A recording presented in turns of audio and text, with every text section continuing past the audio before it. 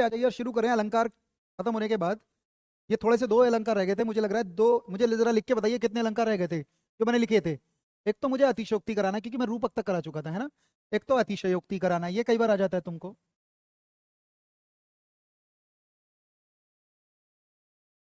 एक कराना है अतिशयोक्ति, अतिशयोक्ति। और एक अलंकार और रह गया है जो मुझे कराना है मानवीकरण, शायद यही दो बचे थे। और ये खत्म करने के बाद मैं भाषा शिक्षण पेडागोजी की पहली क्लास लूंगा बच्चे में। हिंदी में क्या पढ़ा दूं मैं ऐसा कि तुम प्रश्न कर जाओ। I am new year, very good, शाबाश। तो कोई नहीं, आप जितने भी बच्चे हैं, हाँ बड़े कर दो थोड़ा सा, ठीक है। बस ठीक ठीक ठीक। भाग दो मीन्स, भाग दो का मतलब है इससे पहले मैं अलंकार करा चुका हूँ। चलो ये भी जानकारी दे दूं आपको। इससे पहले मैंने अलंकार का टॉपिक कराया है, जिसमें मैंने कुछ अलंकार कर पाया, खत्म नहीं हुआ। भाग दो का मतलब है कि मैं कौन कौन से अलंकार करा गया था तुम्हें। जैसे मैं नाम लिखूं, कुछ शब्द अलंकार थे, जैसे अनुप्रास मैंने करा दिया तुम्हें। तुम्हें ज्यादा नहीं आता, जितनी बात मैं कर रहा हूँ उतना ही पढ़ जाओगे, हो जाएगा। एक यमक मैंने करा दिया बच्चे। एक मैंने श्लेष करा लिया। श्लेष रह गया शायद, कई बच्चों का श्लेष रह गया, वो भी बता दूंगा। श्लेष कराना है शायद, फिर भी श्लेष सही है, श्लेष। एक उपमा करा दिया। एक और अलंकार करा दिया, वक्रोक्ति, पढ़ोगे आप। वक्रोक्ति नहीं, सॉरी, पुनरोक्ति प्रकाश, या जिसे हम वीपसा कहते हैं। वीपसा, उपमा, उत्प्रेक्षा, एक रूपक। इतने अलंकार मैंने करा दिए थे, इतने अलंकार मैंने करा दिए थे, बाकी बचे हुए हैं। अब वो भी कराएंगे, दूसरे सर, दो दो टीचर्स की क्लास मिल रही है, कुछ पार्ट वो कराएंगे। तो ऐसा नहीं है कि वो ना कराएं, वो भी पढ़ेंगे आप। और मैं तो करा ही रहा हूँ, मैं भी कराऊंगा, टेंशन ना लो। ऐसा नहीं है कि मैं तुम्हें छोड़ दूंगा बीच राह पर रहूंगा। श्लेष रह गया, मैं प्रियंका श्लेष बताऊंगा अपना तरीके से, सुनिएगा भी। बाकी मैं सारे अलंकार लगभग लगभग आपको करा गया था। एक अतिशयोक्ति रह गया, एक मानवीकरण, पहले ये दो बता रहा हूँ, और उसके बाद एक अलंकार और कराऊंगा मैं, श्लेष। इसके बाद एक अलंकार और कराऊंगा, श्लेष। ये 3 अलंकार सीखने के बाद हिंदी पेडागोजी की शुरुआत करूंगा मैं, कैसे करेंगे हिंदी पेडागोजी। चलिए। आवाज बहुत धीरे आ रही है, नहीं बेटा पूरी आ रही है बस, देखिएगा मैं खूब तेज बोल रहा हूँ, और वैसे भी आवाज के पूरी चीजें चल रही हैं। चलिए। उत्प्रेक्षा हो गया था पूजा, उत्प्रेक्षा, और रूपक भी करा दिया था। उत्प्रेक्षा भी हो गया था और रूपक भी हो गया था शायद आपकी क्लास में, रूपक। ठीक है। लेश कराना है। मैं पेडागोजी कराता रहा हूँ, आज शुरू करूंगा पेडागोजी क्लास, और मेरा बिल्कुल अलग तरीका है कैसे मैं कराऊंगा, समझिएगा। अब अपना तरीका है। चलिए सुने, स्टार्ट करता हूँ मैं, स्टार्ट कर रहा हूँ मैं आज, सुनिएगा। उत्प्रेक्षा रह गया था, चलिए देखिए, उत्प्रेक्षा से शुरू शुरू करता हूँ मैं। उत्प्रेक्षा रह गया था तो उत्प्रेक्षा से ही शुरू कर देता हूँ। कई बच्चे कह रहे हैं उत्प्रेक्षा रह गया था, पर मैं करा गया था, मैं उत्प्रेक्षा से शुरू करता हूँ। तो अलंकार भाग 2 चल रहा है। अलंकार भाग 2। भाग 2 का मतलब है दूसरा पार्ट करा रहा हूँ, क्योंकि पूरे पार्ट, एक पार्ट में अलंकार पूरे नहीं हो पाए, तो भाग 2। ठीक है, भाग 2। और मैं पहला उत्प्रेक्षा से ही शुरू करता हूँ, सुनो। उत्प्रेक्षा कैसे सीखोगे, जिस तरह से मैंने बताया वैसे ही करा देता हूँ। उत्प्रेक्षा बच्चे करा गया था मैं, उत्प्रेक्षा तो मैंने करा दिया, रह गया था। चलिए प्रियंका कह रही रह गया, तो मैं फिर दे देता हूँ, 1 2 उदाहरण ही दूंगा। देखिए, उत्प्रेक्षा किसे कहते हैं, तो मैं शायद ये बता गया था। जब जब थोड़ा सा ही शुरू से लेके चलता हूँ। जब जब किसी जब किसी किसी का मतलब है किसी वस्तु या प्राणी की बात हो। जब किसी में का मतलब है जब किसी के अंदर, किसी में, और किसमें, किसी वस्तु में या किसी प्राणी में। तो जब जब किसी में किसी दूसरे की, किसी दूसरे की, फिर मैंने 2 शब्द लिखवाए थे आपको, संभावना, संभावना या कल्पना। असली में उत्प्रेक्षा का अर्थ संभावना या कल्पना होता है। तो जब किसी में किसी दूसरे की संभावना या कल्पना की जाए, की जाए, जब किसी के अंदर, जब किसी में, या तो कोई वस्तु होगा या कोई प्राणी होगा, जब किसी वस्तु या प्राणी में किसी दूसरी वस्तु प्राणी की संभावनाएं, तुलना, संभावना या कल्पना की जाएंगी, उसे कहते हैं उत्प्रेक्षा अलंकार। जैसा मैं एक उदाहरण दे रहा हूं, उदाहरण से पहले मैंने तुम्हें यह भी बताए थे कि कई बार उत्प्रेक्षा अलंकार चाहूं तो मैं भी बता दूं, पर उत्प्रेक्षा अलंकार में कुछ वाचक शब्द आते हैं जिनसे इसकी पहचान हो जाती है, क्योंकि उन्हीं शब्दों से संभावनाएं की जाती है किसी के अंदर। जैसे मैं लिखने जा रहा हूं, देखिए कुछ शब्द, और ये लिखवाए थे मैंने, मानो, जानो, मुझे लग रहा है मैंने ये बता दिया था, मानो, जानो। ठीक है। अब मानो जानो हो तो इनसे मिलते जुलते शब्द आते हैं, हो सकता है हो मान लो, जान लो, ऐसे भी हो सकता है जान लो। कई बार ये ना हो तो देखिए कुछ शब्द ऐसे होते हैं जैसे मनु, जनू, और क्या होता है मनहू, और क्या लिखा है जनहू, जनहू। सुनिए मैंने लिखा है, तो मानो, जानो, मनु, जनू, मनहू, जनहू, मान लो, जान लो। इस तरह के वाचक शब्द जिस भी पोयम में तुम्हें दिखाई देंगे, वो कौन सा अलंकार होगा, उत्प्रेक्षा। ये मैं करा गया था, हो गया था। पारुल कह रही है हो गया था, हो गया था। चलिए मैं अब इतना बढ़ गया आगे, रूपक पे आता हूँ। रूपक कह रहे हैं कई लोग, रूपक नहीं कराया था। मैं एक उदाहरण देके चले जाता हूँ, और मैं ये लिख देता हूँ, मैंने यही उदाहरण दिया था, मुख मानो, मुख मानो, कोई नहीं यहीं से चलते हैं, मुख मानो चंद्र है। अब देखिए मैं कह रहा हूँ बात मुंह की हो रही है, और मुंह जब मैं कहता हूँ ना, देखिए अगर मैं ये कहूँ मुख सा चंद्र है, सुनना, मुख सा चंद्र है, यही बात बताई थी मैंने। और मैंने कहा यहाँ आ गया सा, जब कभी सा से सी सरस हाथ होते, कोई शब्द बीच में आता है सा से सी सरस, तो होता है उपमा अलंकार। और जब हम इसको देखते हैं तो देखिए मुख सा चंद्र है, मुंह कैसा, चंद्रमा सा है, तो मुंह को चंद्रमा के समान बता रहे हैं। जब किसी को किसी के समान बताते हैं तो वहां होता है उपमा। और जब किसी में किसी की संभावनाएं कल्पना की जाएंगी, और मैं कहता हूँ मुख सा चंद्र है तो मुंह तो चंदा सा है, और अगर मैं कहता हूँ मुंह मानो चंद्र है, तो मुंह मानो, जैसी मानो कहूंगा तो इमेजिन जाएगी, मुंह मानो कैसा है, चंद्रमा है, अरे मुंह की कल्पना चंद्रमा में की जा रही है। तो जब किसी के अंदर किसी की कल्पना की जाएगी उसे कहते हैं उत्प्रेक्षा। जैसे मैं एक सेंटेंस अगर लिखूं, एक उदाहरण दे रहा हूं, बस एक ही उदाहरण दे रहा हूं, सोहत ओढ़े, बड़ा सेंटेंस दे रहा हूं, सोहत ओढ़े पीत पट, सोहत ओढ़े पीत पट, श्याम सलोने गात, बस एक ही उदाहरण दूंगा क्योंकि मैं करा चुका था। श्याम सलोने गात, ध्यान से सुनिएगा, एक पोयम आएगी तुम्हें, उसमें से एक उदाहरण पूछ सकता है कौन सा अलंकार है। हाँ बच्चे हो गया था मोनिका, कोई नहीं, थोड़ा सा मैं कर देता हूँ।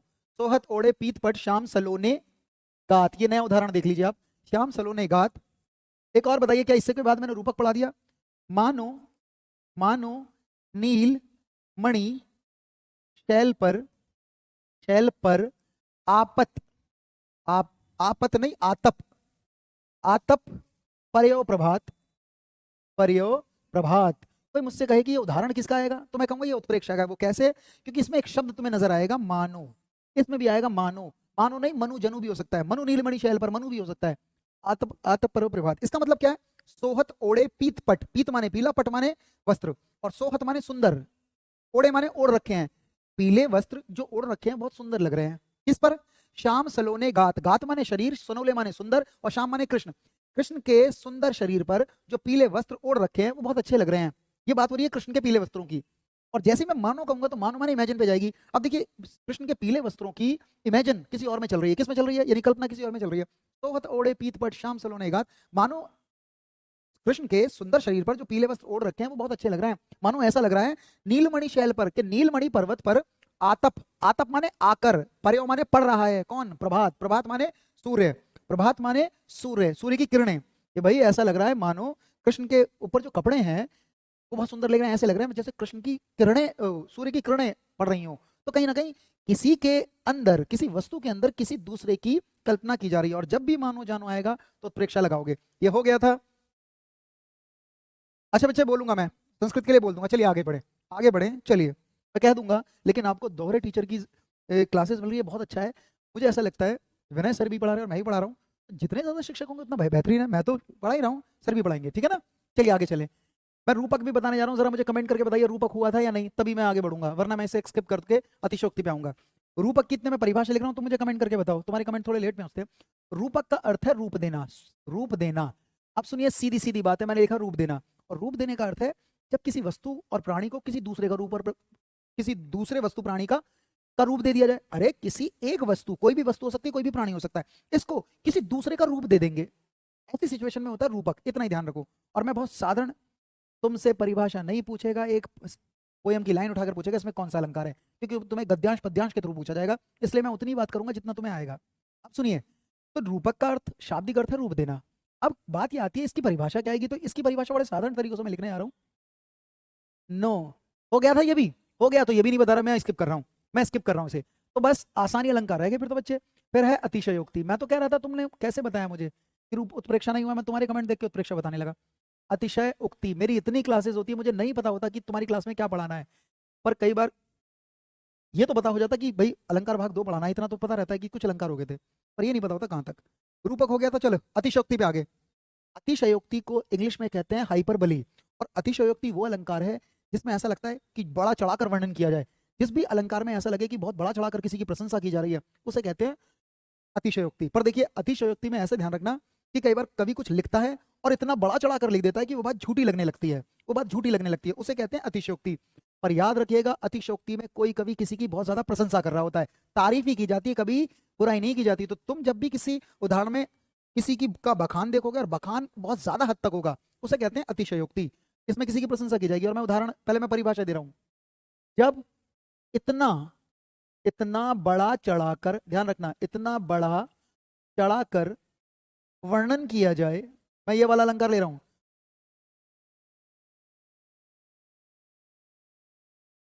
अच्छा अच्छा, ज्यादा बोलते हैं, ठीक ठीक ठीक, कोई नहीं, हम उतना ही पढ़ेंगे जितना जितना आता है ना। जब इतना, कोई बात नहीं, टेंशन ना लीजिए, मैं हूं ना और सब हैं, आपको पढ़ाएंगे। ठीक ठीक है, चलिए। जब इतना बड़ा चढ़ाकर वर्णन किया जाए, वर्णन किया जाए, देखिए बच्चे मैं तो इतना जानता हूँ, आप ये मत देखिए कि कोई कितना कम पढ़ा रहा है कितना ज़्यादा पढ़ा रहा है। आपको दो टीचर का फायदा हो रहा है तो आप उसका उसका एहसान मानिए, उसको लीजिए। कोई भी शिक्षक कितना बुरा नहीं होता, हर किसी में बहुत डेप्थ होती है। तो मुझे, मैंने ही थोड़ा सा बोला कि बच्चों को ज़्यादा मिले इसलिए आप क्लास देखिए, बढ़िया देखिए। चलिए, देखना ही चाहिए भाई। जब इतना बड़ा चढ़ाकर वर्णन किया जाए कि वो बात, कि वो बात, कि वो बात झूठी हो जाए, झूठी हो जाए, उसे कहते हैं अतिशयोक्ति। अतिशयोक्ति का मतलब ये नहीं है कि प्रशंसा की जाए, कि इतना प्रशंसा की जाती है, इतनी बढ़ाई चढ़ाकर बात कह दी जाती है कि वो बात झूठी लगने लगती है, फेक लगने लगती है, उसे कहते हैं अतिशयोक्ति। ध्यान रखना, अतिशयोक्ति अलंकार किसे कहते हैं? कि जब इतना बड़ा चढ़ाकर वर्णन किया जाए कि वो बात झूठी हो जाए। और इस अलंकार में अगर ये ना समझ में आए तो ध्यान रखना, किसी की प्रशंसा ही की जाती है, किसी की प्रशंसा, किसी की प्रशंसा, प्रशंसा ही की जाती है। इस बात को ध्यान रखो, तारीफ ही की जाएगी, किसी की तारीफ ही की जाती है। किसी की जब तारीफ की जाएगी तो तारीफ की जाती है, और तारीफ ऐसी होगी कि जब कही करी जाएगी तारीफ तो ऐसा लगेगा झूठ बोल रहा है। तो जब कुछ कहा जाए, इतना बड़ा चढ़ाकर कहा जाए कि वो बात झूठी लगने लगे।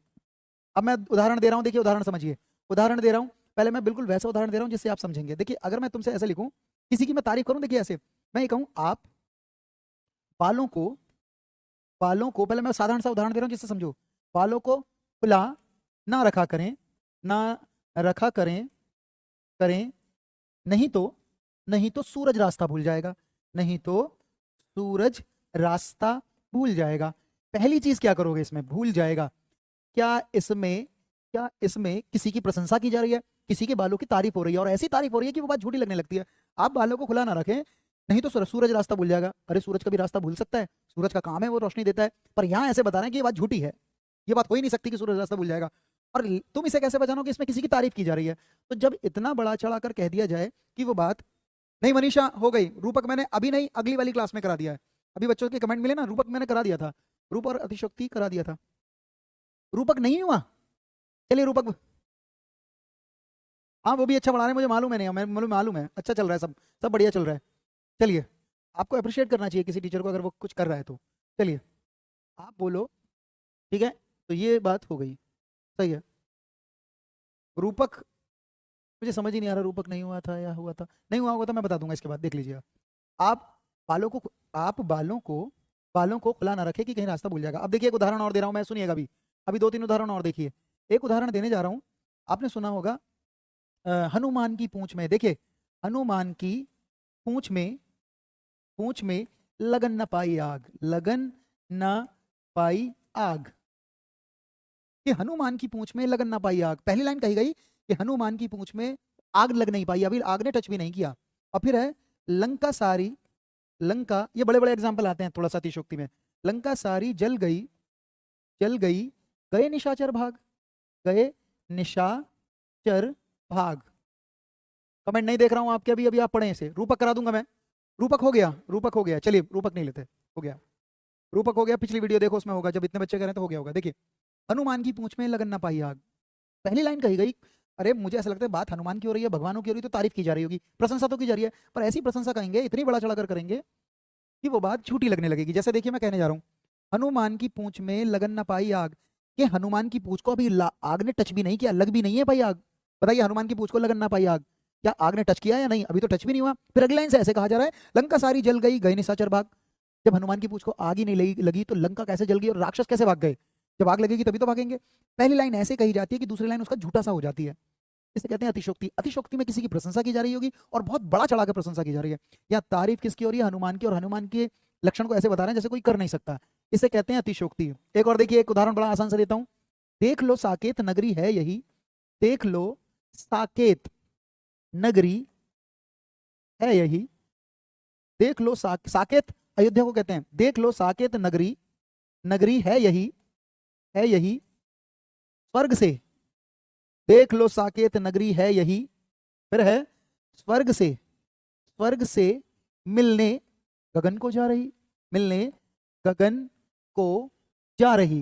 कोई मुझसे कहे ये कौन सा उदाहरण है? मैं कहता हूं अतिशोक्ति है ये। कैसे भाई? साकेत अयोध्या नगरी को कहा गया, हनुमान जहां राम रहते थे, रामचंद्र उनके राजा थे। तो कोई कह रहा है देख लो साकेत नगरी है यही, देख लो साकेत नगरी है यही, तारीफ साकेत नगरी की हो रही है, स्वर्ग से मिलने गगन को जा रही। कोई भी नगर स्वर्ग से मिलने गगन को नहीं जा सकता। क्या ये झूठी तारीफ हो रही है, नहीं हो रही है? जब बहुत ज्यादा अत्यधिक तारीफ की जाएगी किसी की, उसे कहते हैं अतिशयोक्ति। हाँ, लास्ट में यही कराया था मैंने, याद आ गया मुझे। तो भाई सीधी सीधी बात है, ध्यान दो। अतिशयोक्ति का मतलब है जब बहुत ज्यादा अति कर दी जाए, जब ज्यादा ही अति कर दी जाए, कहते कहते जब ज्यादा ही अति कर दी जाए, बोलते बोलते कर दी जाए, उसे कहते हैं अतिशयोक्ति। मैं 3 उदाहरण दे रहा हूँ, अगले उदाहरण पे जा रहा हूँ, अगली चीजों पे जा रहा हूँ। हाँ, साथ साथ नोट बनाते जाना। मैं और भी उदाहरण दे सकता हूँ, सुना होगा, आगे नदियां पड़ी अपार, घोड़ा कैसे उतरे पार। आगे जो नदी है, आगे नदियां पड़ी अपार के आगे इतनी बड़ी लंबी नदी है। जैसे अगले उदाहरण में दे के दिखा देता हूं तुम्हें, सुनो। आगे नदियां पड़ी अपार, सुन लीजिए बस इसे। आगे नदियां पड़ी अपार, घोड़ा कैसे उतरे पार, कि आगे बहुत बड़ी नदी है और इस घोड़े को उस पार कैसे ले जाएं, एक समस्या सी बता रहे हैं। घोड़े की तारीफ करेंगे अब। आगे आगे नदियां पड़ी अपार, घोड़ा कैसे उतरे पार। फिर अगली लाइन है, जब तक राणा ने सोचा इस पार। अभी तो राणा सोच ही रहा था, तब तक चेतक था उस पार। इसका मतलब यह है कि जब किसी की बहुत ज्यादा तारीफ कर दी जाए, आगे नदियां पड़ी अपार, नदी आगे जो पड़ रही है वो अपार है, बड़ी मुश्किल पार करना है उसे। और फिर कहा जा रहा है घोड़ा कैसे उतरे पार, के इस घोड़े को उस पार कैसे ले जाएं। फिर अगले लाइन से कह रहे हैं, जब तक राणा ने सोचा पार इस पार, राणा भी इस पार सोच ही रहा था और वो घोड़ा पार चला गया, तब तक चेतक था उस पार। तो घोड़े ऐसे कैसे पार कर दी उसने पलक झपकते ही इतनी बड़ी लंबी नदी को, तो कहीं ना कहीं अतिशोक्ति की जा रही थी। चलिए मैं निकल जाता हूँ। सब थंबनेल करके बताइए क्या ये उदाहरण समझ में आया। याद रखना, अतिशोक्ति के थोड़े बड़े उदाहरण आएंगे। अब आता है मानवीकरण। मानवीकरण इंपॉर्टेंट है ये वाला। वो क्यों? क्योंकि 2-3 बार से मानवीकरण अलंकार पूछा जा रहा है सीटेट में। मानवीकरण खत्म करूंगा बस मैं ये, और आने वाला हूं क्लेश और बताऊंगा इसके बाद। मानवीकरण देखो, मानवीकरण देखिएगा, ध्यान से सुनिएगा। कोई बात नहीं, कोई बात नहीं मनीषा, आप पढ़िए, आप पढ़िए, ठीक है, कोई नहीं, आप बस समझने का प्रयास करें, आप समझने का प्रयास करें बस। मानवीकरण किसे कहते हैं, सुनो।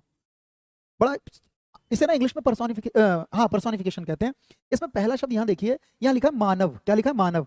सीधी सीधी बात है, मानवीकरण कर देते हैं किसी चीज का। मानवीकरण का मतलब, चाहे कोई निर्जीव चीज, जब कोई निर्जीव चीज होती है उसको सजीव की तरह बता देते हैं, उसको मानव के रूप में पेश करते हैं। मैं इसको पहले परिभाषा के तौर पर लिख रहा हूँ। मानवीकरण किसे कहा जाएगा? मानवीकरण कहा जाएगा जब प्रकृति, प्रकृति माने नेचर, प्रकृति को, देखिए एक बात सुनो भाई, प्रकृति की चीजें कौन कौन सी होती हैं? प्रकृति की चीजें होती हैं पेड़ पौधे, हवा, बारिश, सूरज, चंद्रमा, ये सारी प्रकृति की चीजें। मनुष्य को छोड़कर सारी चीजें प्रकृति में आती है ना। हालांकि मनुष्य भी प्रकृति का ही पार्ट है, पर प्रकृति की चीजें कैसे होंगी? हवा, पेड़ पौधे, बारिश। कहीं बारिश का वर्णन हो रहा होगा तो प्रकृति की बात चल रही है। तो जब प्रकृति को मानव का रूप, मानव का रूप दे दिया जाए, मानव का रूप दे दिया जाए, मानव का रूप दे दिया जाए, जब प्रकृति को मानव को, अरे जब किसी प्रकृति को ऐसे बताएंगे जैसे वो काम मनुष्य कर रहा है, उसे कहते हैं मानवीकरण। तो यहाँ प्रकृति को मानव के रूप में दिखाया जाता है। ये ना समझ में आया तो ज्यादातर हम लोग ऐसे बताते हैं, कई बार कि भाई मानवीकरण वो होगा जब निर्जीव को, निर्जीव माने नॉन लिविंग थिंग, जब निर्जीव को सजीव का रूप दिया जा रहा हो। यानी निर्जीव चीजों को ऐसे बताएंगे जैसे लिविंग थिंग की तरह काम कर रही हो, सजीव के रूप में बताया जाए। जब निर्जीव को सजीव के रूप में दर्शाया जाए, ऐसी सिचुएशन में हम लगाते हैं मानवीकरण। और मैं लिखने जा रहा हूं, देखिए कैसे पहचानोगे मानवीकरण, पहचानेगा। चलिए शाबाश शाबाश, हाँ हाँ हाँ पूजा, ये हो गया। अब ध्यान से सुनिए, मैं एक उदाहरण दे रहा हूँ बड़ा आसान, जो सीटेट में आया। एक बार सीटेट में आया मानवीकरण का उदाहरण, बताइए। मैं लिखने जा रहा हूँ, मेघ आए,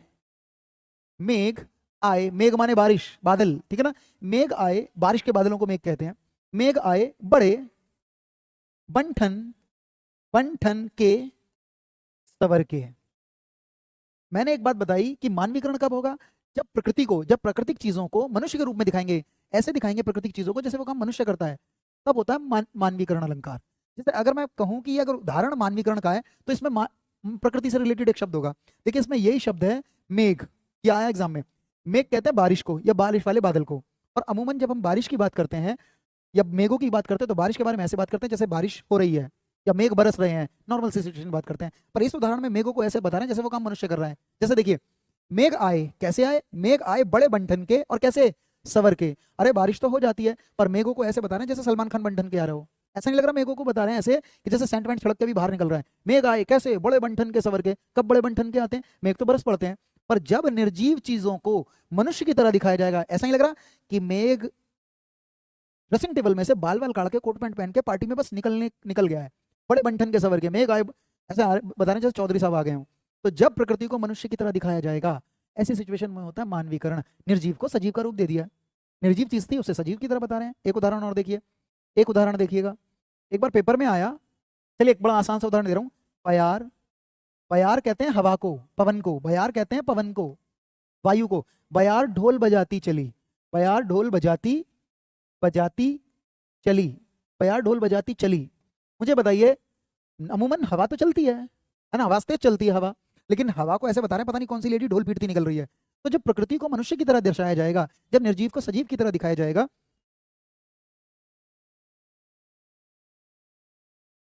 कोई नहीं बच्चे, सब एक कोई रिस्पॉन्सिबिलिटी देना, टेंशन ना करो, दो दो टीचर मिल रहे हैं, आप उसे देखिएगा, हो जाएगा। आप मेरी क्लास देखते रहिए और उन सर की भी देखते रहिए। चलिए चलिए, इन चीज़ों पे ना बात करके आप क्लास को देखिए। बयार ढोल बजाती चली, चलिए आगे बढ़ रहा हूँ मैं। देखो ये दोनों हो गई, एक उदाहरण देखिए अभी मैं देता हूँ। अभी यूजीसी नेट का एग्जाम था और पता है सारे बच्चे ठीक कराए, और ये नहीं कि वो यूजीसी नेट का है, आप अगर सही से पढ़ लेंगे तो हो ही जाएगा। देखिए मैं एक बताता हूँ, एक उदाहरण आया, ऐसे आया, जगी, देखिए पहचानिएगा, जगी वनस्पति, वनस्पति कहते हैं घास फूस पेड़ पौधों को, वनस्पति है ना, जगी वनस्पति। अरे वनस्पति को ऐसे बता रहे हैं जैसे जाग गई हो, पता नहीं ऐसा लग रहा है कौन सी लेडी जाग गई। जगी वनस्पति, फिर आया अलसाई, अलसाई, अलसाई माने आलस आ गया, मिलते जुलते शब्द बोला करो। जगी वनस्पति अलसाई, ऐसा लग रहा है कि वनस्पति पहले जाग गई, सुबह हुई जाग गई और फिर आलस भी आ गया। जगी वनस्पति अलसाई, जब भी ये उदाहरण आएगा तो कहीं ना कहीं प्रकृति का शब्द तो आएगा। जगी वनस्पति अलसाई, फिर अगली लाइन थी मुख धोती, मुख धोती शीतल जल में, मुख धोती, अगली लाइन से तो पक्का मानवीकरण था, शीतल जल में। क्या ये मानवीकरण है या नहीं है? याद रखना, अगर मानवीकरण लगाओगे तुम तो उसमें एक प्रकृति का शब्द ढूंढना है, और प्रकृति का शब्द ये रहा वनस्पति। वनस्पति पहले जागी और फिर उसे आलस आ गया, तो कर उठ कर जाग गई और फिर आलस आ गया, आलस आ गया, और फिर कहा जा रहा है मुंह धो रही है ठंडे पानी में शीतल जल में। तो क्या मानवीकरण कर रहे हैं? नहीं कर रहे, प्राकृतिक चीजों का मानवीकरण कर रहे हैं। एक काम और करेंगे, इससे ज्यादा एग्जाम्पल नहीं दे रहा हूं बच्चे में, लेकिन एक चीज ध्यान रखना, जब कभी तुम्हें सीटेट का एक पैसेज आए और कहीं ना कहीं एक उदाहरण आ गया और ये मानवीकरण हो, ऑप्शन में भी मानवीकरण है, तो इतना ध्यान रखना तुम लगा देना मानवीकरण। पर जब तुम पूरी कविता देखोगे ना, तो वो पूरी कविता ही प्रकृति के ऊपर वर्णन होगा। उसमें कभी पेड़ की बात हो रही होगी, कभी सूरज की बात हो रही होगी, कभी हवा की बात हो रही होगी। मानवीकरण का एक असली चीज सीटेट वालों के लिए इजी कैसे रहेगी? क्योंकि वो पूरी मानवीकरण तभी होता है जब पूरी कविता ही मानवीकरण पे होगी। ये ध्यान रखिएगा, ये ध्यान रखिएगा। क्लियर है नहीं? वेरी गुड प्रकृति राज, स्वागत है मेरी क्लास में। अच्छा दे देंगे जिम्मेदारी, चलिए कोई नहीं कोई नहीं, मैं एक लास्ट में दे दूंगा, टेंशन ना लो। तो भाई सीधी सीधी बात है, ये क्या हो गया? मानवीकरण। ये क्या हो गया? मानवीकरण। तो हमने दो अलंकार कर लिए, अतिशोक्ति और मानवीकरण। मैं अगले अलंकार पे जाकर फिर पेडागोजी की बात करूंगा, फिर पेडागोजी की बात करूंगा, ठीक है? मानवीकरण हो गया, अगले टॉपिक ले रहा हूँ, अगला उदाहरण। तो अलंकार दोनों हो गए, मानवीकरण दिख रहा होगा सबको, अलंकार दोनों हो गए, मानवीकरण भी हो गया। मैं यहाँ कर देता हूँ ताकि आपको स्लाइड मिल जाए। अगला उदाहरण जा रहा हूँ, एक अलंकार और रह गया था, श्लेष, जो मैंने रुकवा दिया था। श्लेष कैसे करोगे, इसे पहचानो। श्लेष, पहले तो ये जान लो, श्लेष जो है वो शब्दालंकार है, अर्थालंकार नहीं है। कौन सा? शब्दालंकार। शब्दालंकार उसे कहते हैं कि जब किसी अलंकार को पहचानने से पहले हमें शब्दों को देखना पड़े। जब कविता का सारा सौंदर्य शब्द पर आश्रित होगा, शब्द ही मेन होगा उसमें, उसे कहते हैं श्लेष, उसे कहते हैं शब्दालंकार। और शब्दालंकार श्लेष है, तो श्लेष में अर्थ निकालने से पहले आपको शब्द देखना पड़ेगा। और श्लेष का अर्थ क्या होता है? अब शुरुआत कर रहा हूँ, श्लेष कैसे पहचानोगे, ये अलंकार भी आ गया है। श्लेष कहते हैं, ये थोड़ा मुश्किल पड़ेगा, इसे ध्यान से सुनिएगा। श्लेष अलंकार कहते हैं, श्लेष का पहले एक शब्द में अर्थ बता रहा हूँ। श्लेष किसे कहते हैं? श्लेष का अर्थ है चिपका हुआ या चिपकना। चिपकना अर्थ होता है इसका, क्या? चिपकना। या तो चिपकना होगा, और चिपकना नहीं है तो ये अर्थ होगा इसका, चिपका हुआ। क्या लिखा? चिपका हुआ। सबसे पहले श्लेष का वन वर्ड में अर्थ है, एक शब्द में अर्थ होता है चिपका हुआ। अब इसकी परिभाषा क्या है? इसकी परिभाषा ये है, जरा यहां लिख रहा हूं, जब एक शब्द से, जब एक शब्द से, सुनते रहिएगा, श्लेष को बता रहा हूं, ये रह गया था। जब एक शब्द से, जब एक शब्द से अनेक अर्थ, एक नहीं अनेक अर्थ, अनेक अर्थ निकाले जाएं, जब एक शब्द से अनेक अर्थ निकाले जाएं, निकाले जाएं, उन्हें कहते हैं श्लेष अलंकार। अरे जब किसी भी पोयम के अंदर, किसी भी पंक्ति के अंदर एक शब्द ऐसा हो उससे एक नहीं कई अर्थ निकलेंगे, उसे कहते हैं श्लेष अलंकार, उसे कहते हैं श्लेष। अब देख श्लेष, उसे कहते हैं श्लेष। और श्लेष में मैंने ऐसे लिखा है कि जब एक कविता आएगी और एक शब्द आएगा, मान लीजिए एक शब्द, और इस शब्द से एक नहीं कई सारे अर्थ निकल रहे होंगे, उसे कहते हैं श्लेष अलंकार। जिस शब्द, जब किसी एक शब्द से कई अर्थ निकले। और श्लेष का अर्थ ये भी होता है, श्लेष का अर्थ होता है चिपकना या चिपका हुआ। हम इसे ऐसे भी कहते हैं कि जब एक शब्द में कई सारे अर्थ चिपके हों, जब एक ही शब्द में बहुत सारे अर्थ चिपके होंगे उसे भी श्लेष कहते हैं। या ऐसे मान लीजिए जब किसी एक शब्द से कई अर्थ निकाले जाएंगे उसे भी श्लेष कहेंगे। और मैं उदाहरण दे रहा हूँ पहला, और देखिए क्या दे रहा हूँ, सुनो, इससे पहले समझने की कोशिश करना, बहुत अच्छे से समझाने की कोशिश करूंगा तुम्हें। सुनिए, सुनिएगा, इसे ऐसे ही कर देता हूँ, श्लेष किसे कहेंगे। तो श्लेष का एक उदाहरण देने जा रहा हूँ, पहला उदाहरण देने जा रहा हूँ, ये वाला पेन ले लेता हूँ। मंगन को, पहले समझने की कोशिश कीजिए, मंगन को पट देत, मंगन को पट देत, और मैं लिख रहा हूं बार बार। सुनिए, कई बार लास्ट में अगर बार बार आ रहा है तो जब दो शब्द आए तो यमक भी होता है, पर यमक नहीं है क्योंकि इन शब्दों का सेम अर्थ है। ये पुनरुक्ति प्रकाश में तो जा सकता है अलंकार, लेकिन मैं श्लेष पहचानना चाह रहा हूं कि किसी भी अलंकार में एक से ज्यादा अलंकार, किसी भी पोएम की लाइन में एक से ज्यादा अलंकार होंगे। अब देखिए, मैंने लिखा मंगन को पट देत बार बार, ये कैसे उदाहरण श्लेष का है। कई बार इतना ध्यान रखो, मैं एक शब्द ले रहा हूं यहाँ पट, थोड़ा समझने की कोशिश करना है इसका। ये लिखा पट, ये कैसे पहचाना चाहिए श्लेष। श्लेष का अर्थ है जब एक ही शब्द में से कई अर्थ निकलेंगे। तो एक काम करो, इतना सब जानते हैं पट का मतलब होता है वस्त्र, पट है ना, वस्त्र कपड़े को कहते हैं पट। और मैं एक काम करता हूं, मैं इस शब्द को एक ही अर्थ जानता हूं वस्त्र, अभी मैं दूसरा अर्थ भी दूंगा, और मैं इसकी जगह ये शब्द लगा देता हूं क्योंकि इसका अर्थ यही है। और मैं बोलने जा रहा हूं मंगन को वस्त्र देत बार बार, क्योंकि ये अर्थ है इसका, ये भी ले सकता हूं। तो मंगन को पट, मंगन माने मांगने वाले, भिखारी, मंगन, इनसे मिलते जुलते शब्द बोला करो अर्थ निकालने के लिए। मंगन को सही नहीं लिखा, थोड़ा सा बड़ा करके लिखूंगा, एक शब्द रह गया इसमें, रुकिएगा। मंगन को देख, मंगन को देख पट देत बार बार, ये उदाहरण है। तो देखिए, मंगन माने मांगने वाले, मंगन माने मांगने वाले, सुनते रहिए, अभी बाद में देखूंगा आपके कमेंट। मंगन माने मांगने वाले, मांगने वालों को देखकर पट, पट माने वस्त्र, वस्त्र देत बार बार। क्या इसका अर्थ ये नहीं है कि मांगने वालों को, कई बार जब मांगने वाले आते हैं तो हम वस्त्र उन्हें बार बार दान करते नहीं करते हैं, तो इसका अर्थ एक वस्त्र है, मांगने वालों को देखकर वस्त्र देत बार बार, सही अर्थ तो ये है। लेकिन कई बार हमारी हिंदी में जो शब्द होता है उसका एक ही अर्थ नहीं लिया जाता, उसके कई अर्थ लिए जाते हैं। हमारी हिंदी में कई शब्द ऐसे हैं जो एक अर्थी नहीं है, अनेक अर्थ देते हैं। जैसे देखिए, मैं तुम्हारे सामने एक शब्द दूं, अगर मैं तुम्हारे सामने लिखूं अंबर, देखिए अंबर माने आकाश भी होता है, धरती है आकाश, आकाश। पर कभी सुना होगा आपने पीतांबर, पीतांबर, पीतांबर में पीत माने पीला और अंबर माने वस्त्र भी होते हैं। तो सिर्फ अंबर का आकाश ही नहीं होता, आकाश ही नहीं होता, अंबर का अर्थ वस्त्र भी होता है। मैं कहने ये जा रहा हूं, कभी कभी एक शब्द के एक से ज्यादा अर्थ होते हैं। तो किसी ने अभी इसका अर्थ ये जान लिया, किसी ने अभी इसका अर्थ ये जाना कि इसका अर्थ वस्त्र है। लेकिन देखिए, पट का एक और अर्थ होता है, पट का अर्थ दरवाजा भी होता है ना, पट माने किवाड़, दरवाजा। तो देखिए, कई लोग इसका अर्थ वस्त्र नहीं जानते, कई लोग इसका अर्थ निकालेंगे दरवाजा। और मान लो अगर ये नहीं है, ये लिया गया, किसी ने ये लिया, तो इसकी जगह ये भी लगा सकता है और इससे भी अर्थ निकल जाएगा। मांगने वालों को देखकर, पट माने दरवाजा देत बार बार, दरवाजा देत बार बार का मतलब है कि जब हम भिखारियों को देखते हैं तो बार बार दरवाजा दे मारते हैं, बंद कर देते हैं। पट देत बार बार यानी दोबारा बार बार दरवाजा बंद कर देते हैं। तो सीधी सीधी बात है, कभी कभी तो इसका अर्थ वस्त्र भी लिया जाएगा और कभी कभी पट का अर्थ कोई और भी ले सकता है, यानी द्वार ले सकता है, द्वार या दरवाजा। तो देखिए भाई, जब कभी किसी सेंटेंस को तुम एक नहीं दो तरीके से बोल जाओगे, इसे ऐसे भी बोला जा सकता है और इसे ऐसे भी बोला जा सकता है, उसे कहते हैं श्लेष। श्लेष में क्या एक शब्द से एक ही अर्थ निकलना है या दो अर्थ निकल रहा है, और जब दो अर्थ निकलते हैं तो अलग अलग अर्थ हो जाता है किसी वाक्य का। तो श्लेष में एक शब्द के दो अर्थ निकलते हैं और एक शब्द में दो अर्थ भी चिपके होंगे, इसे इस तरह से बताया जाता है। एक सेंटेंस और दे रहा हूँ, जरा बताओ, एक उदाहरण और बताओ, क्या ये भी श्लेष है? मैं कई बार दिखाता हूँ, श्लेष में दो तीन तरह के उदाहरण आते हैं। एक और देखिए, अगर मैं तुम्हारे सामने एक उदाहरण दूं, मान लीजिए, बहुत आसान सा उदाहरण दे रहा हूँ, विपुल धन, विपुल धन, मान लीजिए विपुल धन किसी का नाम है, किसी व्यक्ति का नाम है विपुल धन, अनेक रत्न, अनेक रत्न साथ लाए, साथ लाए, अनेक रत्न साथ लाए, विपुल धन अनेक रत्न साथ लाए। फिर पूछा जा रहा है, फिर अगली लाइन है, प्रियतम, प्रियतम बता दो, बता दो मेरा लाल कहाँ है, मेरा लाल कहाँ है। ध्यान से सुनना, मैं फिर बता रहा हूं इसे, मैंने जानबूझ के ये सीटेट में ये उदाहरण देता हूं ताकि आप समझे। श्लेष मुश्किल तो लगता है पर श्लेष बड़ा आसान है, तुम इसमें और अलंकार भी आसानी से छांट सकते हो। इसमें ना अनुप्रास है क्योंकि अनुप्रास में वर्णों की आवृत्ति होती है, इसमें यमक भी नहीं है क्योंकि यमक में दो शब्द आते हैं, इसमें उपमा नहीं है, सासेसी सरस नहीं है, इसमें उत्प्रेक्षा भी नहीं है, इसमें रूपक भी नहीं है और अतिशयोक्ति भी नहीं है। पर ये कैसे पहचाने कि ये श्लेष है? तो देखिए, श्लेष को ऐसे समझ लीजिए, थोड़ा मुश्किल पड़ रहा होगा तुम्हें, मुझे मालूम है। विपुल धन मान लो किसी का नाम है विपुल धन, विपुल धन अनेक और एक शब्द आया रत्न, और मैं कहता हूँ रत्न का मतलब मणिया, आभूषण, आभूषण ले लेता हूं मैं, रत्न माने आभूषण। तो देखिए भाई सुनिए, अगर मैं इस शब्द का अर्थ लूं आभूषण, तो सबका अर्थ इससे कनेक्ट करेगा। जैसे देखिए, विपुल धन अनेक रत्न साथ लाए, अरे विपुल धन तो अपने हाथों में अनेक मणियों, अनेक आभूषणों को साथ में लाए, विपुल धन अनेक रत्न साथ लाए। फिर उनसे कोई पूछ रहा है, प्रियतम बता दो मेरा लाल, मेरा लाल का यहाँ अर्थ है मेरा आभूषण का है, मेरा वाला लाल वाला आभूषण का है। तो यहाँ है मेरा लाल आभूषण, ये भी अर्थ निकल रहा है क्योंकि इससे कनेक्ट करना चाहिए, लाल आभूषण कहाँ है, यही तो है या नहीं है। अरे विपुल धन अनेक, अगर आभूषणों को साथ में लाए तो कोई यही तो पूछेगा, बताना मेरा वाला लाल कहाँ है या मेरे लाल आभूषण। अब सुनिए, कई बार कई लोग इसका अर्थ आभूषण ले रहे हैं, पर रत्न का एक अर्थ नहीं होता। कई बार सुना है मेरे दो अनमोल रत्न, रत्न माने पुत्र भी होते हैं। मान लो कोई ये अर्थ ना ले, कोई ये अर्थ ले लो, रत्न माने तो पुत्र है। अब कहा जा रहा है विपुल धन अनेक पुत्रों को साथ लाए, लेकिन अगली लाइन इससे कनेक्ट करनी चाहिए, फिर ऐसा नहीं है कि इसका अर्थ अपने आप पुत्र लोगे।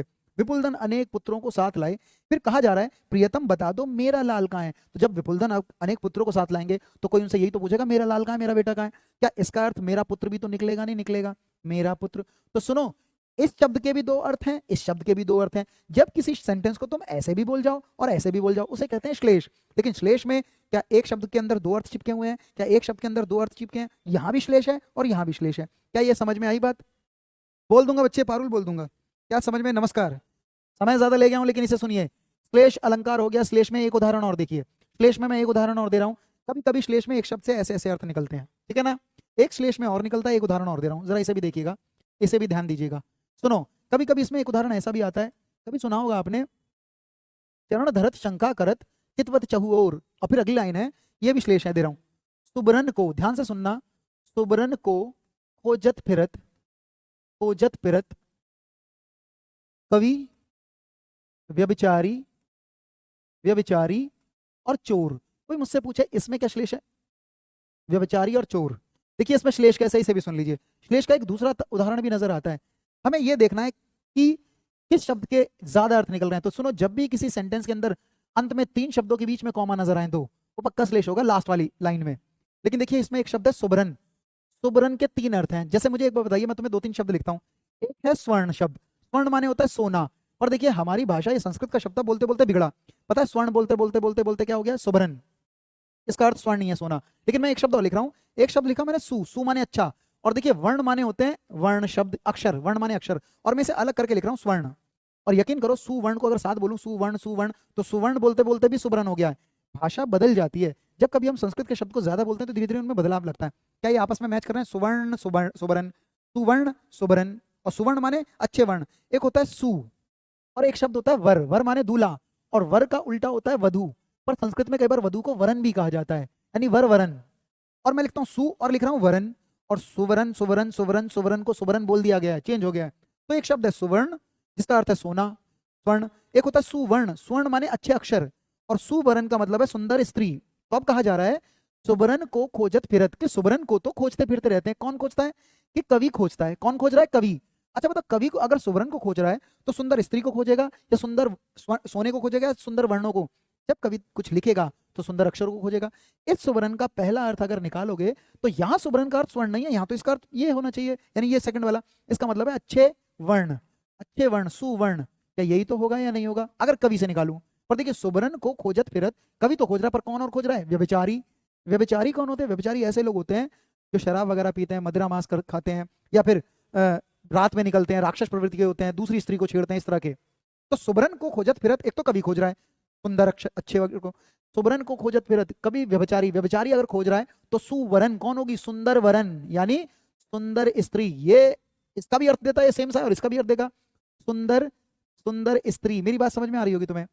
हमारी हिंदी में एक स्वर्ण शब्द था, सुवर्ण भी था और सुबरन भी था, पर बोलते बोलते बिगड़ा किस रूप में होगा? इसी में, सुवर्ण सुवर्ण स्वर्ण सुबरन, सुवर्ण सुबरन बन गया होगा। सुवरन तो सुबरन बना ही होगा।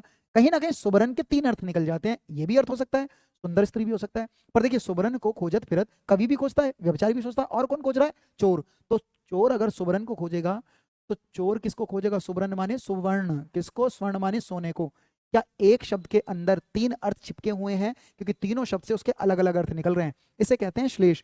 थोड़ा सा मुश्किल पड़ता है। श्लेष दो तरीके से दिखता है, या तो दो तरीके से वाक्य नजर आएंगे एक शब्द में, या फिर कहीं ना कहीं तुम ऐसे पहचान लो एक ही शब्द से तीन अर्थ चिपके होंगे, इसे कहते हैं श्लेष। तो श्लेष के मुझे कम से कम तीन उदाहरण तो देने थे, ये मैंने जानबूझ के समझाया। समझ में आई? समझ आ गया तो मैंने यहाँ अलंकार खत्म किया। आज की क्लास के लिए मैं पेडागोजी शुरू कर रहा हूँ और शुरुआत कर देता हूँ। अगली क्लास में टेस्ट लूंगा, लेकिन देखेंगे हम क्या क्या सीखेंगे। दो तीन उदाहरण देके जाऊंगा। तो शुरुआत कर रहा हूँ आज से पेडागोजी की। व्याकरण लगभग मैंने खत्म कर दी। सोच के आया था कि मैं एक पैसेज कराऊंगा, पर मैं पेडागोजी शुरू कर रहा हूँ आज से। पेडागोजी शुरू कर रहा हूँ तो समय इसमें बहुत हो गया। ऑप्शन से आसानी हो जाएगी, ऑप्शन वाइज तो खैर क्लियर कर देंगे, पर तुम थोड़ा अर्थ से भी सीखना। चलिए, तो ये सबने उतार लिया होगा। ये अगली चीज मैं ले जा रहा हूँ, यहाँ देखिएगा। मैं आज से ना हिंदी शिक्षण शुरू कर रहा हूँ, टॉपिक ही शुरू कर देता हूँ। हिंदी शिक्षण, क्या हिंदी शिक्षण, हिंदी पेडागोजी। हिंदी पेडागोजी अगर कहना चाहेंगे तो ये कर लीजिए। अच्छा, इसमें मैं बताया मैं क्या शुरू कर रहा हूँ, ध्यान से सुनिएगा। आज मैं पहला टॉपिक शुरू करूंगा और फिर मैं सिलेबस के बारे में, या आज मैं सिलेबस के बारे में डिस्कस कर देता हूँ आपको। सिलेबस के बारे में थोड़ा समझ में आए? थोड़ा ध्यान रखना। दो तरीके से श्लेष पहचाना जाता है। एक तो एक शब्द से कई अर्थ निकलते हैं, तीन शब्द के द्वारा उससे अर्थ जुड़ते हैं, या कभी कभी एक शब्द से दो अर्थ निकलकर फिर सारे सेंटेंस को देखते हैं। ठीक है, चलिए। दो प्रकार का होता है श्लेष, अभंग श्लेष और सभंग श्लेष। ठीक है ना, मैंने भंग वाला भी नहीं बताया आपको। चलिए, इसे ही पहचानिएगा। ज्यादा डिटेल में आता नहीं है आपको, बस पहचान आएगी। भाषा शिक्षण में मैं पहला चैप्टर ले रहा हूँ भाषा का, और देखिए ध्यान से सुनिए, मैं कोई सिलेबस ना बता के डायरेक्ट कर रहा हूँ आपको। पहला चैप्टर डालिए भाषा शिक्षण, फिर हम दूसरा चलेंगे भाषा शिक्षण। आज ये वाला चैप्टर पहले चलेगा, और जो जो बताता जाऊँ ध्यान से सुनिए। मैं एक काम करता हूँ, तुम्हें पेडागोजी कैसे सीखनी है एक दो बात तो करनी पड़ेगी मुझे। भाई देखिए, मैं टीचर हूँ और हिंदी का टीचर हूँ, हिंदी का, और तुम भी टीचर बनोगे। फिर तुम्हें एक क्लास में भेज देंगे, थर्ड क्लास में, और यहाँ बहुत सारे बच्चे बैठे होंगे, बहुत सारे बच्चे बैठे हैं। तो हिंदी पेडागोजी में क्या सिखाना है मुझे तुम्हें? तो हिंदी का टीचर है तो टीचर को हिंदी तो आती होगी, तभी तो पढ़ाने जा रहा है वो, और हिंदी पढ़ानी है इन बच्चों को। पर असली में हिंदी पढ़ाएंगे तो सही हम, संज्ञा सर्वनाम क्रिया विशेषण पाठ भी पढ़ाएंगे, कविता भी पढ़ाएंगे, पर इसको पढ़ाएंगे कैसे? क्या पढ़ाने से पहले मुझे बच्चों की जानकारी हो, बच्चे कितने लेवल का है क्या नहीं है ये भी जानकारी हो। टीचर हिंदी कैसे सिखाएगा, क्या स्तर है बच्चे का भी तो देखना है। सीधी सीधी बात है, मुझे हिंदी पढ़ानी नहीं है, हिंदी को कैसे पढ़ाया जाए इसका शिक्षण देना है। तो हिंदी पेडागोजी, हिंदी पेडागोजी में ये आएगा कि जो भाषा है वो बच्चा कैसे सीखेगा, यानी टीचर और स्टूडेंट का के बीच क्या क्या रिलेशन हो, बात इसकी होगी, ठीक है या नहीं है। पर मुझे ऐसा लगता है टीचर जब हिंदी पढ़ाने जा रहा है, टीचर जब हिंदी पढ़ाने जा रहा है तो बच्चों को तो बाद में पढ़ाएगा, बच्चों की बाद में बात सीखेगा, पहले उसे हिंदी के बारे में ही ये नॉलेज हो कि ये बात हिंदी के बारे में सही है या नहीं है। हिंदी भाषा के ऊपर पहला चैप्टर ले रहा हूँ, तो हिंदी शिक्षण शुरू कर रहा हूँ आज। पहला चैप्टर बेटा भाषा, और भाषा में कई बार प्रश्न आपसे आएंगे और आप टीचर और बच्चों को पढ़ाओगे और आपको भाषा ही पूछ लेगा, और भाषा में ये पूछेगा, देखिए भाषा डाल देगा बस एक, और फिर चार ऑप्शंस देगा कि भाषा के बारे में इनमें से कौन सी बात सही है। भाषा हिंदी है, भाषा उर्दू है, भाषा अंग्रेजी है, या भाषा भावों की अभिव्यक्ति है। तो क्या उत्तर लगाएंगे जरा बताइए? भावों की अभिव्यक्ति है। मान लो चार है, आप टीचर टीचिंग के लिए तो पढ़ रहे हैं और आपके सामने बच्चे होंगे, तो दरअसल मैं ये नहीं पढ़ रहा कि संज्ञा सर्वनाम पढ़ाना है उन्हें, ये कैसे पढ़ाई जाएगी, बच्चों के साथ कैसे ट्यूनिंग रहेगी टीचर की, इस सिस्टम को समझना है, ये आता है। तो भावों की क्या है? अभिव्यक्ति है। तो बताइए क्या उत्तर लगाओगे इसमें से, चार में से जल्दी बताइए, जल्दी से बताइए, भाषा के बारे में इनमें से कौन सा कथन सही है? भाषा हिंदी है, उर्दू है, अंग्रेजी है, या भावों की अभिव्यक्ति है? सबको पढ़ना है। सी टेट में पेडागोजी सबको ही आती है बच्चे, तुमने कभी देखा नहीं पेपर सी टेट का? सी टेट में पेडागोजी सबको ही पढ़नी है, सी टेट की पेडागोजी सबको पढ़नी है। आज शुरू कर रहा हूं मैं, आंसर दो। भाषा क्या लगाया? नेहा ने दिया है हिंदी है। बताइए भाषा डैश, भाषा हिंदी होती है, उर्दू होती है, अंग्रेजी होती है, या भावों की अभिव्यक्ति होती है, विचारों की अभिव्यक्ति होती है, क्या लगाओगे? इसका उत्तर नेहा ने तो ए दिया है, पर ज्यादातर बच्चे इसका डी दे रहे हैं, फोर्थ वन। और इसका उत्तर बताए बच्चे क्या है? इसका उत्तर ही क्या है? डी, ये सही है। वो क्यों? इसलिए है क्योंकि भाषा, अच्छा बताओ क्या भाषा हिंदी होती है? अंग्रेजी भी तो है। तो जो एक पक्ष की बात करता है वो तो गलत होता है। मुझसे कोई कहे भाषा हिंदी है, हाँ ठीक है, पर भाषा हिंदी ही है ना, ये बात तो गलत है, क्योंकि भाषा तो अंग्रेजी भी है। भाषा उर्दू है ना, अंग्रेजी भी है। भाषा अंग्रेजी है ना, उर्दू भी है। पर क्या भाषा भावों की अभिव्यक्ति है? भावों की अभिव्यक्ति आप अंग्रेजी से भी कर सकते हो, उर्दू से भी कर सकते हो, और हिंदी से भी कर सकते हो। ऑप्शन करेक्ट ये है। कई बार आपके सामने एक ऐसा प्रश्न आएगा, और टीचर हो आप, आपसे भाषा के बारे में तो पढ़ना है, तो बच्चों को पढ़ाएंगे बाद में, पहले खुद ही नॉलेज हो भाषा की, और तुम्हें ये छांटना है कि कौन सी बात भाषा के बारे में सबसे सही है या कौन सी बात भाषा के बारे में सबसे गलत है।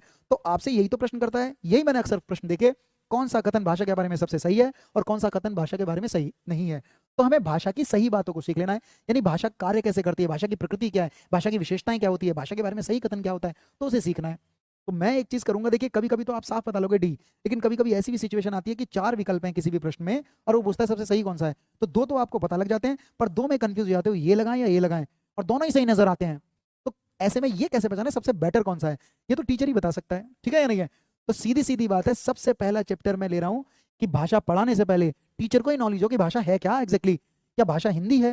हिंदी भी है, पर कई बार पूछेगा क्या भाषा संप्रेषण का साधन है, क्या भाषा अर्जित की जाती है, क्या भाषा एक विषय भी है, क्या भाषा अन्य विषयों में भी दिखती है, क्या भाषा की लिपि भी है, क्या भाषा बोली से क्या अंतर है, ये सारी बातें थोड़ी बहुत पता होनी चाहिए। तो मैं सबसे पहला चैप्टर ले रहा हूँ भाषा का, शुरुआत अब कर रहा हूँ पेडागोजी का पहला चैप्टर भाषा, और असली में भाषा शिक्षण पहला चैप्टर है। भाषा के बारे में क्या से शिक्षण किया जाए, तो देखिए मैं सबसे पहले इसकी परिभाषा दे रहा हूँ, वो भी भाषा की, ध्यान से सुनना। भाषा एग्जैक्टली क्या है, भाषा की परिभाषा दे रहा हूँ, और ये परिभाषा किसने दी है? एनसीईआरटी। किसने दी है? एनसीईआरटी। उसके बाद मुझे समझाना है करना क्या है, थोड़ा ध्यान देना। भाषा एनसीईआरटी के अकॉर्डिंग क्या है? ये कहा गया एनसीईआरटी के अनुसार भाषा क्या है कि जब हम, थोड़ा सा लिख रहा हूं पहले परिभाषा बताऊंगा फिर, जब हम अपने अपने भावों और विचारों और विचारों को, जब हम अपने भावों और विचारों को लिखकर लिखकर अथवा बोलकर प्रकट करते हैं, बोलकर प्रकट करते हैं तो उसे क्या कहा जाता है? उसे भाषा कहा जाता है। ये बात एनसीईआरटी ने मानी, ये बात एनसीईआरटी ने मानी और उसने दो बात कही कि जब, अच्छा सबसे पहले दी हम कौन, हम मनुष्य। एनसीईआरटी ये कहता है कि जब हम लोग, हम बच्चे या मनुष्य या बड़े, हम मनुष्य जब अपने भावों और विचारों को, भाव माने होता है फीलिंग और विचार माने थॉट्स, थिंकिंग, कि जब अपनी फीलिंग को, अपने थिंकिंग को, अपने थॉट्स को, अपने विचारों को दो तरीके से पेश कर दें, या तो लिखकर बता दें या बोलकर, उसे कहते हैं भाषा। इसलिए भाषा सिर्फ लिखी नहीं जाती, भाषा सिर्फ लिखित नहीं है, भाषा तो मौखिक भी है। कई बार पूछता है भाषा लिखित और मौखिक क्या। ये बात परिभाषा एनसीईआरटी ने दी है, ये तो मैंने परिभाषा दी। तो जब भी कोई छोटा बच्चा हो या बड़ा हो, वो अपनी बात को दो तरीके से पेश कर जाएगा, बोलकर और लिखकर, तो इसका मतलब उसे भाषा आती है। भाषा के द्वारा ही अपने ज्ञान को प्रकट कर सकते हैं, ठीक है।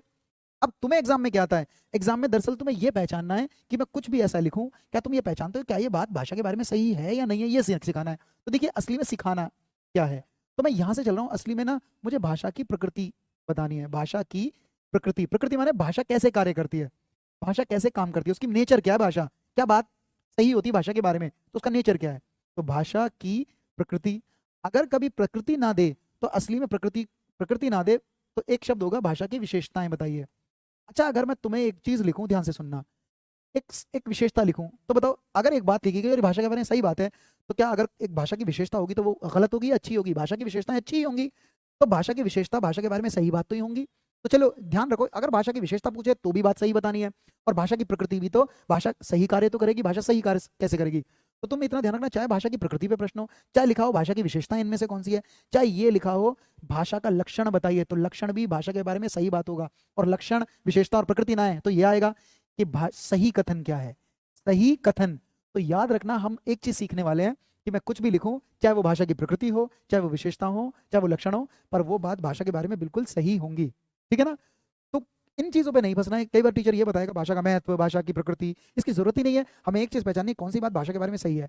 तो बस मैं तुमसे एक बात करूंगा, मैं सिखाने सब चीज जा रहा हूँ, या भाषा का कार्य भी आ जाएगा, पर हमें एक चीज सीखनी है इसमें, भाषा का के बारे में सही बात क्या है ये सीखना है, ठीक है।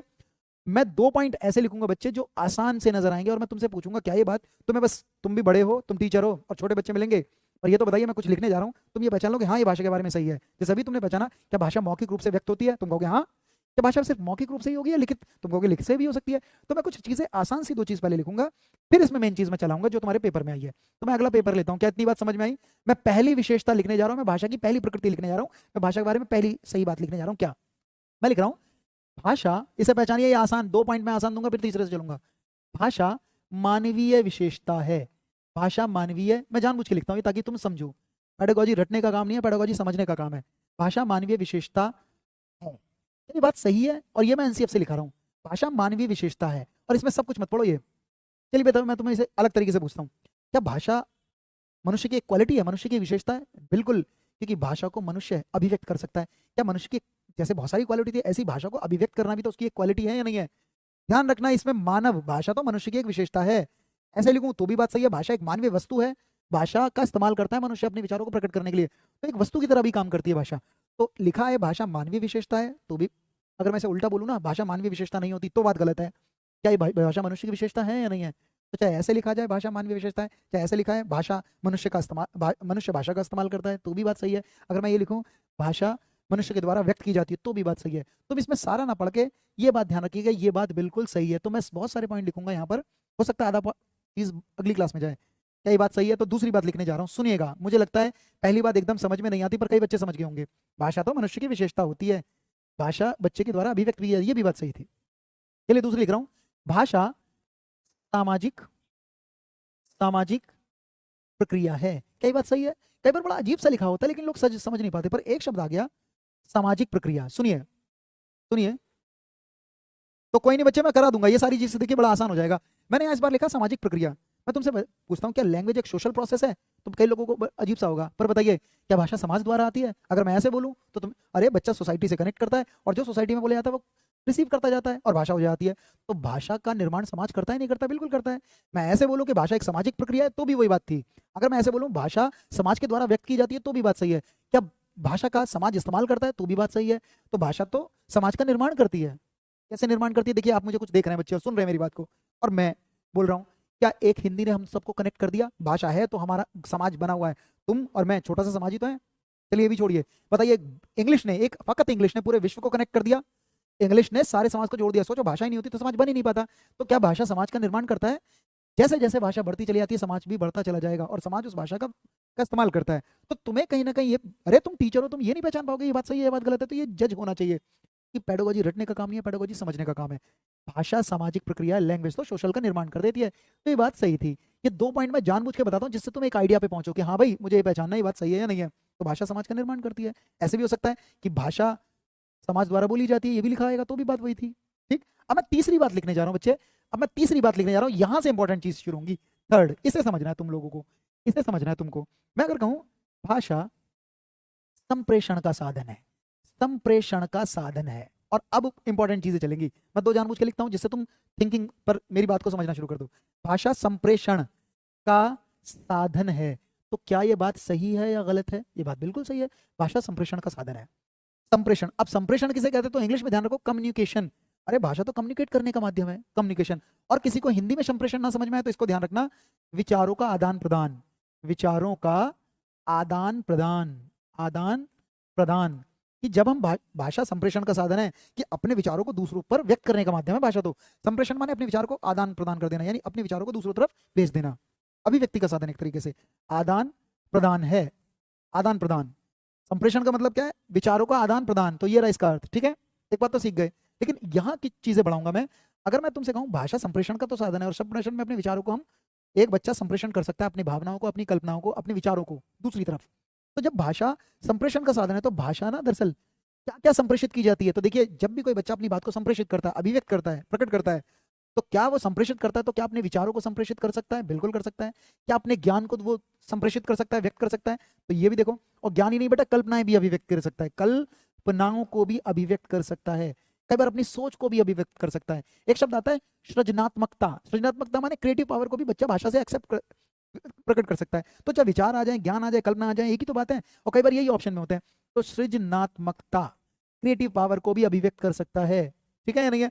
ये भाषा द्वारा अभिव्यक्त हो जाती है। और ये तो छोड़िए, क्या बच्चा अपने खट्टे मीठे अनुभवों को किसके माध्यम से प्रकट करेगा? क्या भाषा से ही तो करेगा? तो भाषा तो एक माध्यम है अपनी चीजों को दूसरों तरफ व्यक्त करने का। और क्या व्यक्त होती है? सृजनात्मकता, विचार, ज्ञान, कल्पनाएं, सोच और खट्टे मीठे अनुभव। ये थोड़ा सा ध्यान रखना, खट्टे मीठे अनुभव, इस तरह से ध्यान रखोगे आप। खट्टे मीठे अनुभवों को भी अभिव्यक्त कर सकता है। तो मैंने पहली बात ये बताई, भाषा संप्रेषण का साधन है, और जब बात संप्रेषित की जाती है तो इन चीजों को संप्रेषित करता है बच्चा। अच्छा, कई बार इसी चीज को ऐसे भी पूछा गया है, संप्रेषण का साधन है, जैसे ऐसे पूछा गया है कि भाषा संवाहिका है। संवाहिका माने कि अपनी चीजों को दूसरी तरफ भेजने का माध्यम है, और ये भाषा द्वारा होता है। तो संवाहिक माने आदान प्रदान करने वाला। तो संप्रेषण की जगह कभी कभी एक वर्ड आता है संवाहिका। भाषा संवाहिका का साधन है, एक जगह से दूसरी जगह ले जाने की चीजों का माध्यम। और कौन सी चीजें एक जगह से दूसरी जगह जाती है? खट्टे मीठे अनुभव, खट्टे मीठे अनुभव। ठीक है ना? सृजनात्मकता, विचार, ज्ञान, कल्पना, सोच। क्या इतनी बात समझ में आई? इतनी बात समझ में आई? ये तीसरा पॉइंट कराया मैंने, और ये ऐसे 10-12 पॉइंट तुम करोगे तो आधी से ज्यादा पेडागोजी इसमें आ जाएगी तुम्हें। मैं तीसरे पॉइंट को थोड़ा और डिटेल में बताऊंगा, सुनो। तीसरे पॉइंट को और डिटेल में बनाऊंगा। मैंने कहा कि भाषा संप्रेषण का साधन है। संप्रेषण का क्या है? साधन है, संप्रेषण का साधन है। और संप्रेषण का साधन का मतलब है विचारों का आदान प्रदान, विचार भावना, विचारों का क्या आदान प्रदान। ये बात तो मैंने बता दी। लेकिन इसमें एक चीज लिख रहा हूं कि जब हम अपने विचारों को, कल्पनाओं को, बुद्धि को व्यक्त करते हैं दूसरी तरफ, तो बताए संप्रेषण जब करते हैं अपनी बात का किसी के सामने, तो हम 2 तरीके से करते हैं। संप्रेषण 2 तरीके से होता है। एरो डाल रहा हूं, यहां सीखने की जरूरत है, इसमें बढ़ेंगे। अब जितने भी पॉइंट मैं लूंगा उसमें कई सारी चीजें बढ़ेंगी। संप्रेषण 2 तरीके से किया जाता है। एक तो मौखिक कौशलों के द्वारा, ध्यान से सुनना, किसके द्वारा? मौखिक कौशल के द्वारा। और एक होता है लिखित कौशलों के द्वारा। लिखित कौशल, अरे बच्चा 2 तरीके से अपनी बात को संप्रेषित कर सकता है, 2 तरीके से अपने ज्ञान को व्यक्त कर सकता है। कैसे? एक तो बोलकर और एक लिखकर। तो मैंने यहां बताया है, एक तो मौखिक कौशल द्वारा, ठीक है ना, और एक लिखित कौशल द्वारा। लिखकर बता सकता है अपनी बात को, अपने ज्ञान को, तो लिखित कौशल द्वारा। तो संप्रेषण के साधन 2 बनते हैं, मौखिक और लिखित। लेकिन देखिए, जब मौखिक कौशल के द्वारा बात व्यक्त की जाती है, कोई आदमी व्यक्त करेगा यानी अपनी बात को बताएगा, तो उसमें मौखिक कौशल में सिर्फ मौखिक कौशल असली में 2 प्रकार का होता है, जिसमें 2 कौशल जाते हैं। एक तो सुनना, ये थोड़ा सा लिख लेना यहीं पर, हालांकि ये मैं भाषा कौशल का एक अलग और चैप्टर लूंगा। एक तो मैंने लिखा सुनना, और एक लिखना बोलना। मौखिक माने जब कभी कोई मैडम ओरल टेस्ट लेती है, किसी का मौखिक टेस्ट ले रही हैं, तो मौखिक कौशल में सिर्फ बच्ची बोलकर तो बताएगी, अपनी भावनाओं को बताएगी तो सही, लेकिन पहले मैडम प्रश्न करेंगी तो पहले उस प्रश्न को सुना जाएगा, सुनकर ही तो बात व्यक्त की जाएगी। तो मौखिक कौशल में सिर्फ बोलना नहीं आता, जब किसी की बात को सुनकर हम बोलकर बताते हैं तो मौखिक कौशल पूरे हो जाते हैं। बात समझ में आई? संप्रेषण का माध्यम मौखिक कौशल द्वारा होता है, बात सुनकर प्रकट की कर ली जाएगी। और सुनो, लिखित कौशल भी दो प्रकार का होता है, जिसमें दो कौशल चले जाते हैं, एक तो पढ़ना और एक मैंने लिखा है लिखना। ध्यान से सुनना। एक और चीज मुझे बताओ, कहते हैं सुनना किसे कहते हैं? कि कहते हैं जब किसी बात को सुने बच्चा, तो सुनकर सीधा बोले ना। जब किसी की बात को, मैं यहां लिख देता हूं, किसी भी भाषा को पहले पहले क्या होगा? सुना जाएगा। जो बात उसके सामने बोली जा रही है वो सुनी जाएगी। और जब बच्चा सुनेगा तो सुनने के बाद अर्थ ग्रहण करेगा। क्या करेगा? अर्थ ग्रहण। अर्थ ग्रहण का मतलब है कि जो बात कही गई है उसको समझेगा, उसका पूरा अर्थ निकाल लेगा। और अर्थ ग्रहण करने के बाद बोलना नहीं होता, अर्थ ग्रहण करने के बाद भी एक प्रोसेस और होता है, जिसे कहते हैं विचार मंथन। क्या कहते हैं? विचार मंथन। असली में ना, जब कोई बच्चा, मान लीजिए मेरे फादर ही मुझे डांट रहे हैं, सुनो, तो मैं उनकी बात को सुन रहा हूँ। सुनने के बाद मैं सीधा, अगर वो मुझे मान लीजिए गलत बात भी बोल रहे हैं या गालियां दे रहे हैं, बदतमीज कह रहे हैं, और उनकी नजर में मान लीजिए कुछ ऐसा मैंने कह दिया होगा, वो मुझे बदतमीज कह रहे हैं, तो मैं जब बोलूंगा उन्हें तो मैं भी उल्टी सीधी बात करने जाऊंगा। तो जब मैं अपने, मेरे फादर मुझे कुछ बोल रहे होते हैं और मैं उनकी बात को सुन रहा हूँ, तो मैं ग्रहण तो कर गया उनकी बात का, पर मैं फिर उस पर विचार मंथन करूंगा। मेरे फादर कितना ही मुझे बोले, पर मैं उन्हें उल्टा नहीं बोलूंगा। क्यों? क्योंकि मुझे मालूम है वो बड़े हैं, बड़े कई बार अच्छी की चीज के लिए डांटते हैं। पर यही बात, यही गलत बातें अगर कोई मेरी बराबर का लड़का मुझे कहेगा या आदमी कहेगा, तो मैं तुरंत लड़ने पड़ जाऊंगा, उसे भी उल्टा सीधा बोलूंगा। तो सीधी सीधी बात ये एक्सेप्ट की जाती है कि बच्चा अगर किसी बात को सुन रहा है तो सुनकर पहले उसका अर्थ निकालेगा, और अर्थ के बाद उस पर विचार मंथन करेगा, तर्क वितर्क करेगा अंदर ही, और तर्क वितर्क के बाद प्रतिक्रिया देगा, रिएक्शन देगा। और जब प्रतिक्रिया बच्चे दी जाएगी तो वो बोल कर दी जाएगी। असली में मौखिक कौशल कब कंप्लीट होता है? जब किसी की बात को सुना जाए, अर्थ ग्रहण किया जाए, विचार मंथन किया जाए और अपनी बात को प्रकट करेगा, तब मौखिक कौशल होगा, और मौखिक कौशल के द्वारा अपनी बात व्यक्त की जाएगी। बात ध्यान रखना। इसी तरह लिखित कौशल में भी आपसे पूछ सकते हैं कि जब लिखित कौशल, जब बात लिखित तौर पे हो, लिख कर बताई जा रही है, अपनी भावनाओं को प्रकट कर रहे हैं, तो मुझे लगता है सबसे पहले पढ़ने का कौशल जागृत होता है लिखित कौशल के अंदर। जब तक बच्चा पढ़ नहीं लेगा तो लिख भी अच्छा नहीं पाएगा। तो जब किसी लिखी बात को बच्चा पढ़ेगा और पढ़ने के बाद उसका अर्थ ग्रहण करेगा, अर्थ ग्रहण करने के बाद इसमें भी एक प्रोसेस चलता है, विचार मंथन। क्या चलेगा? विचार मंथन। और विचार मंथन के बाद वो प्रतिक्रिया देगा, रिएक्शन देगा। और प्रतिक्रिया किसके द्वारा देगा? लिखित। थोड़ा सा बढ़ाया मैंने इस टॉपिक को, सिर्फ इतना। तो मैं ये बता रहा था, बच्चा अपनी बात का को संप्रेषित कर देता है, और संप्रेषित से अपने ज्ञान, भावनाएं, कल्पनाएं होंगी, पर दो तरीके से संप्रेषित की जाती है, बोलकर और लिखकर। मेरी बात तुम्हें समझ में आ गई होगी, क्योंकि इन पे भी प्रश्न आ जाते हैं, इसलिए मैंने इसके साथ जोड़ दिया। अभी मैंने एक ही पॉइंट आपको क्लियर किया यहाँ पर कि संप्रेषण का साधन है। मैं वापस लौटता हूँ, मैंने अब तक कितनी बात बताई? ये क्लास में बच्चे मैं यहीं रखूंगा, इससे ज्यादा मैं नहीं करूंगा, क्योंकि तुम्हारी और भी क्लास है। याद रखना, मैं यहीं से शुरू करूंगा ये बात। तो मैंने भी एक बात बताई, भाषा मानवीय विशेषता है, भाषा एक सामाजिक वस्तु, ये तो समझ में आई, पर भाषा संप्रेषण का साधन होता है, अपने ज्ञान को, कल्पनाओं को अभिव्यक्त कर सकता है, पर दो तरीके से संप्रेषित होगी बात, एक तो मौखिक कौशल द्वारा और एक लिखित कौशल द्वारा। ये चीजें ध्यान रखना। आज की क्लास बच्चे मैं यहीं रख रहा हूँ, थोड़ा समय ज्यादा ले लिया मैंने, अलंकार भी कराने थे, पर अगली क्लास पेडागोजी यहाँ करूंगा, फिर टेस्ट लूंगा सीधा, क्योंकि अगली क्लास में आधे घंटे में ये सारे पॉइंट्स हो जाएंगे। फिर एक छोटा सा टेस्ट देखेंगे कितने तैयार हो तुम, ठीक है? चलिए, तो सबको समझ में आ गई? क्या मैं आज की क्लास को इतना ही रख लूँ? क्या आज की क्लास को इतना ही रख लूँ? ठीक है, क्योंकि और भी क्लास चलेगी आपकी। अगली क्लास पेडागोजी पे आ रहा हूँ, ध्यान रखना। तो शुरुआत कर दी पेडागोजी की, और इस बार तुम्हारे साथ में पेडागोजी के प्रश्न भी चलेंगे, ठीक है? तो पढ़ते रहिए। आपको थोड़ा सा मुझे अलंकार भी कराना था, इसलिए थोड़ा समय लेगा, नहीं तो मैं इसे बहुत अच्छे से करा देता, और क्योंकि अभी पॉइंट आते तो बहुत इंटरेस्टिंग पॉइंट है इसमें, सारी चीजें आप डिस्कस कर लेते। हम पेडागोजी को ऐसे नहीं पढ़ेंगे किताबों की तरह, हम पेडागोजी को समझ के हुए चलेंगे। तुमने कभी एनसीएफ का नाम सुना होगा? मैं एनसीएफ को निचोड़ के बता रहा हूँ, मैं एनसीएफ की बात ही तो लिख रहा था। भाषा मनुष्य की, बच्चे की व्यवस्था है, विशेषता है। भाषा तो समाज का निर्माण कर देती है, भाषा तो संप्रेषण का साधन है, और ये सारी बातें एनसीएफ के थ्रू मैं बता रहा हूँ। चलिए, शुक्रिया सभी का, रमन, वेरी गुड। अगली क्लास में मिलेंगे हम, फिर क्लास होगी, ठीक है ना? तो चलिए, बहुत समय ले लिया, वेरी गुड। नहीं, शाबाश, पढ़ते रहो। हाँ, मीन्स कम्युनिकेशन, कम्युनिकेशन, यही चीज इंग्लिश में भी आप कन्वर्ट कर सकते हो। बिल्कुल बिल्कुल बिल्कुल। चले, थैंक यू वेरी मच सभी का।